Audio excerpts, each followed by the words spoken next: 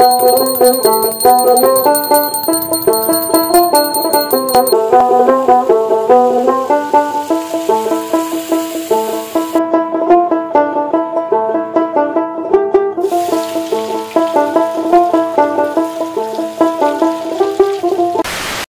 বন্ধুরা, আমাদের চ্যানেলের নতুন একটা ভিডিওতে তোমাদের অনেক অনেক ওয়েলকাম।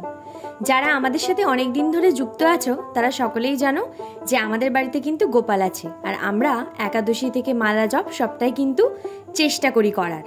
এমনকি কার্তিক মাসে আমরা নিয়ম সেবার ব্রতটাও একটু নিষ্ঠা ভরে পালন করার চেষ্টা করি।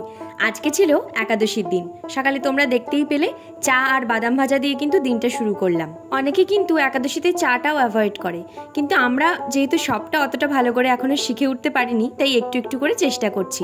যেমন আগে আমরা আটা ময়দাটা খেতাম, এখন কিন্তু সেটাও ছেড়ে দিয়েছি। এখন সবটাই চেষ্টা করি সবজি, ফল, সাবু এগুলোর ওপরেই রাখার।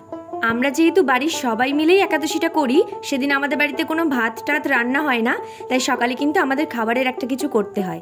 এই যেমন ধরো আজকে হচ্ছে পেঁপে আলু দিয়ে একটা সবজি, আর সাথে এখানে শ্যামা বাছতে বসে পড়েছি। যেহেতু শ্যামার মধ্যে মাঝে মাঝে দেখি দুটো একটা চাল থাকে, তাই একটু ভালো করে বেছে নিই। শ্যামা হবে আর সাথে হবে সবজি, এটা কিন্তু সকালের খাবার। আর এদিকে ওয়েদারের অবস্থা দেখো, কালো হয়ে এসছে, বারবারই এরকম অন্ধকার করে আসছে, কিন্তু বৃষ্টির কিন্তু কোনো নামগন্ধ নেই। আসলে আষাঢ় শ্রাবণের বাদল আমার দিদারা বলতো, কখন যে বৃষ্টি আসবে আবার কখন রোদ উঠবে কিছুই বলা যায় না। সকাল সকাল উঠে একাদশীর দিন প্রথম কাজ থাকে আগে পুজোটা কমপ্লিট করার। এখানে গোপালের অভিষেক হচ্ছে। প্রত্যেক একাদশীতে হয়ে ওঠে না, আজকে যেহেতু কাঁচা দুধের একটু আয়োজন ছিল, তাই ভাবলাম গোপালের অভিষেকটা দিয়ে শুরু করা যাক। আমরা একাদশী করছি প্রায় 10-12 বছর হতে গেল। সিনা তো একেবারে 8 বছর বয়স থেকে করে, আর আমি ওই 13-14 বছর বয়স থেকে একাদশীটা শুরু করেছি। গোপালের অভিষেকের পরে এখানে জোগাড় চলছে আরতির। আরতি হবে, ভোগ হবে, একটু নাম কীর্তন হবে, আর সঙ্গে কিন্তু গীতা পাঠটাও হয়। কিন্তু আজ আর মনে হচ্ছে না সেটা হয়ে উঠবে, কারণ এই ভিডিও করার চক্করে একটু দেরিই হয়ে যায় সব কাজ করতে গিয়ে। ঝটপট কাজ সারার জন্য এখন কিন্তু অনেক পদ্ধতি বেরিয়ে গেছে। এই যেমন পঞ্চপ্রদীপের তুলোগুলো দেখছো, এগুলো কিন্তু সব মোর সুপার মার্কেট থেকে নেওয়া, ওখান থেকে রেডিমেড কিনে আনি, তাহলে একটু তাড়াতাড়ি হয় আর। যাক চলো, এবার ঠাকুরের এদিকের কাজগুলো কমপ্লিট করে আবার রান্নার ওদিকে যেতে হবে। আজকে কিন্তু দুটো দুর্দান্ত রেসিপি তোমাদের সাথে শেয়ার করব। আশা করি টাইটেল আর থাম্বনেল দেখে তোমরা বুঝেই গেছো। 15 দিন অন্তর মাসে যেহেতু দুটো একাদশী পড়ে, তাই আমরা চেষ্টা করি একটু ভ্যারাইটিস কিছু করার, কারণ সবটাই না একঘেয়ে হয়ে যায়। এই যেমন সবজি শ্যামা, এটা সকালে চললো, দুপুরে কিন্তু এবার অন্যরকম কিছু একটা করতেই হয়। তার মধ্যেই দুটো রেসিপি আজকে তোমাদের সাথে শেয়ার করব, যাতে তোমরাও উপোসের দিন এরকম ইজিলি কিছু বাড়িতে বানিয়ে ফেলতে পারো, আর সেটা খেতেও খুব সুন্দর লাগে। গাছে আজকে কত ফুল ফুটেছে দেখেছো, দারুণ লাগছে ফুলগুলোকে। আর যেহেতু বৃষ্টির জল পড়েছে, তাই প্রত্যেকটা ফুলই যেন একটা অন্যরকম প্রাণ ফিরে পেয়েছে। তাহলে চলো আর বেশি বকবক না করে পুজোটা সেরে ফেলি মন দিয়ে।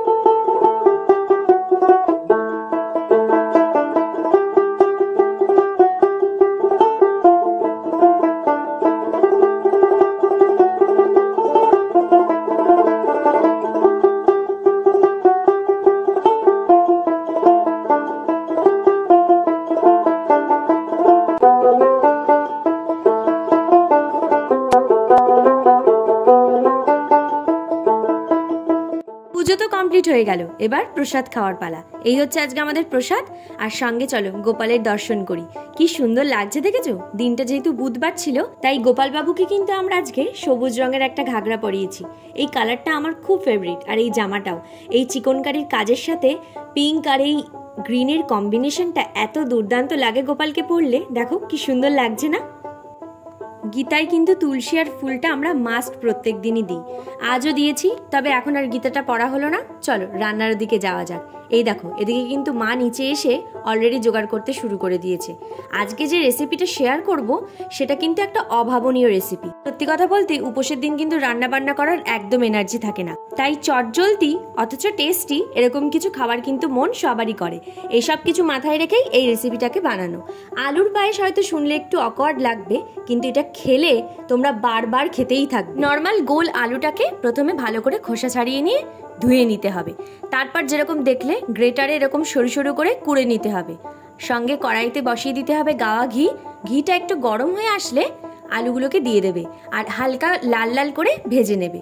ভেজে নেওয়ার পর কিন্তু আর সেরকম কোনো কাজই নেই। এই যে যেমন দেখলে তোমরা, দুধের প্যাকেট থেকে আমরা দুধ দিয়ে দিলাম। এখানে আমরা 1 লিটার মতো দুধ নিয়েছিলাম আর 500 মতো আলু নিয়েছিলাম। তোমরা চাইলে বেশি কোয়ান্টিটি থাকলে বেশিও দিতে পারো। আর মিষ্টিটা কিন্তু সম্পূর্ণ তোমাদের কাছে, তোমরা যেমন খেতে পছন্দ করবে সেরকম পরিমাণেই মিষ্টিটা দেবে। আমরা এটাতে একটু মিষ্টিটা কমই দিই, খেতে দুর্দান্ত লাগে। তো এটাই ছিল আমাদের আজকের দুপুরের মেনু। একাদশীর প্রসাদও তোমরা বলতে পারো। মিষ্টি ছিল, ওই যে সকালের আলু পেঁপের সবজিটা, শ্যামা, সাথে একটু ঘিও দিয়েছিলাম, আর এখানে ছিল ইয়ামি আলুর পায়েস। এদিকে চলছে আমাদের আরেকটা মেনুর প্রস্তুতি, যেটা ছিল ফ্রেঞ্চ ফ্রাই। এটার জন্য কিন্তু আগেই আমরা আলুটাকে কেটে রেখে দিলাম। 2000 years later.